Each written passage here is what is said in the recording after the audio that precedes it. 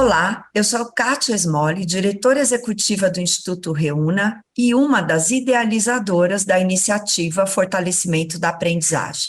Hoje estou aqui para convidá-los a ouvir mais um quadro do podcast do Instituto Reúna, que trata de recomposição das aprendizagens no novo ensino médio, produção que compõe as trilhas formativas da iniciativa disponíveis de forma gratuita para qualquer interessado na plataforma de formação de educadores Nosso Ensino Médio. Olá, pessoal, bem-vindos à trilha Recomposição das Aprendizagens do Novo Ensino Médio. Eu sou Lilian Bassic e vou agora conversar um pouquinho com vocês sobre a temática Como posso recompor aprendizagens na minha rede. Esse é o episódio 2 da série Recomposição das Aprendizagens no Novo Ensino Médio. E se você não assistiu o episódio anterior, convido você a dar uma passadinha por lá e retomar um pouco a nossa temática sobre recomposição das aprendizagens. Bom, nesse episódio, então, a ideia é que a gente discuta praticamente como podemos recompor aprendizagens em cada rede, né? Então, organizei aqui 2 questões para que a gente possa discuti-las. E dentro dessas questões, analisar um pouco o modo de fazer, como efetivamente a gente, é óbvio, como uma sugestão, a gente pode pensar nessa recomposição de aprendizagens nas redes. A primeira questão seria, minha rede não possui um currículo priorizado, o que eu posso fazer? Bom, em um primeiro momento, né, a gente tendo clareza de como aconteceu o processo de pandemia, então eu sempre sugerimos aqui, né, ao analisar toda essa questão de recomposição, uma análise importante de qual é a realidade da sua rede, né, como aconteceu esse processo no período de ensino remoto, de que maneira os alunos se engajaram, que dados vocês têm.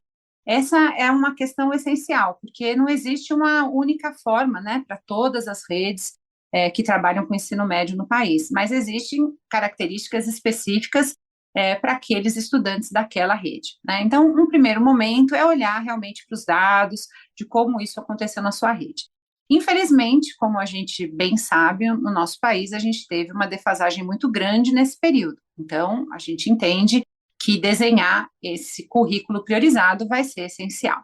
Bom, quando a gente realiza, né, e já realizamos nesse ano de 2022 essa retomada, né, dos estudantes no espaço físico da escola, é muito importante a gente ter a análise, a avaliação diagnóstica, entender, né, exatamente como é que esses estudantes estão, porque muitas vezes os dados que a gente obteve de engajamento ou de participação dos estudantes nem sempre se refletiram especificamente em aprendizagens.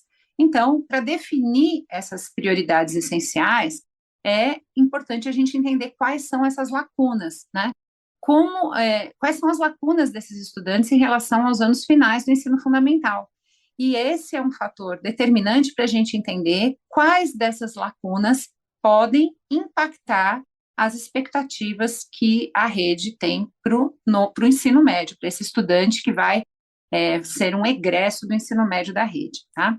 Então, para isso, a partir do momento que a gente identifica as lacunas, a gente pode começar uma segunda reflexão e, claramente, essa reflexão com os professores de cada uma das áreas de conhecimento, né? Ou seja, esse objeto de conhecimento que a gente identificou como uma lacuna, ele realmente está ali conectado a habilidades que eu quero desenvolver no novo ensino médio? Essas habilidades que este objeto de conhecimento está conectado, ela vai se conectar com outras habilidades que já estão presentes ali, que podem ser organizadas de uma forma que, colaborativamente, né, de repente, professores de áreas diferentes possam trabalhar. Então, é muito importante a gente entender quais são as lacunas e o quanto essas lacunas impactam nas expectativas de aprendizagem do novo ensino médio. Essas são as primeiras reflexões, né? A gente pode considerar que elas são o ponto de partida para que a gente possa selecionar esses aprendizados que vão fazer parte deste currículo priorizado. Obviamente, talvez, inclusive dentro da própria rede, em cada escola, em cada turma, a gente tenha que fazer adequações, porque o grande desafio é que todos os estudantes possam avançar de acordo com as expectativas que a rede identificar para o ensino médio. Então, ela envolve essa tomada de decisão por toda a equipe. Algumas redes produziram documentos norteadores para os professores, né, no sentido mesmo de apoiá-los nesse processo, com indicações de como esse caminho pode ser desenhado dentro de cada unidade escolar. E aqui vocês podem entrar em contato, por exemplo, com alguns materiais que podem ser referenciais para esse estudo e para esse desenho autoral das redes e das unidades escolares. Os mapas de foco para o 9º ano do ensino fundamental, que está lá, né, no material do Instituto Reúna, então os mapas de foco da BNCC, as matrizes curriculares, né, que podem apoiar o fortalecimento das aprendizagens do novo ensino médio, são documentos que, ao serem discutidos pela equipe, pelas unidades escolares e pela rede, podem apoiar esse desenho do currículo priorizado da sua rede, da sua escola, da sua unidade escolar. Tá? Outro modo da gente direcionar essa seleção das aprendizagens, de novo, como eu comentei, é olhar para essa avaliação diagnóstica, né? Então, ao fazer essa relação entre as expectativas da rede, esses documentos que são sugestões de serem elementos norteadores, e a própria avaliação diagnóstica, a gente tem ali um caminho que nos apoia a pensar nesse desenho do currículo priorizado e da recomposição das aprendizagens na sua rede, certo? Bom, vamos agora para a segunda questão, que seria: com o retorno das aulas presenciais, ficou evidente que não somente as habilidades a serem desenvolvidas no currículo, mas muitas questões referentes ao dia a dia da sala de aula não foram contempladas como deveriam. Como apoiar os estudantes nesse sentido? Então, vejam, até agora eu estou muito conversando com vocês sobre questões do currículo, sobre questões específicas ali das habilidades que a gente precisa desenvolver com os estudantes. Quer dizer, a gente está olhando muito para questões voltadas para as necessidades de um currículo, né, desse aluno que está ali no novo ensino médio. Agora, mais do que isso, é a gente pensar nessa pessoa, né, nesse sujeito que está ali, que passou por questões muito diversas, né? E a gente sabe que foi um período muito difícil para todo mundo, não só estudantes quanto professores, né? Então, os educadores também passaram por uma questão muito difícil. E quando a gente olha para esse movimento de recomposição, algo que é fundamental é a gente repensar as relações que a gente estabelece em sala de aula. Então, aquela discussão que a gente já vinha tendo há muito tempo, né, que a aula focada no professor, em que o professor está no centro do processo, ele é o detentor do conhecimento, ele que fala durante todo o tempo da aula, os alunos em silêncio anotam, registram no caderno e depois fazem as atividades na casa deles. Esse tipo de aula já há bastante tempo a gente vem discutindo que não é o caminho mais adequado para construir conhecimentos. Agora, quando a gente ainda se depara com todas essas questões socioemocionais, né, emocionais e relacionadas ao próprio desenvolvimento integral desses estudantes, é fundamental a gente rever esses processos, né?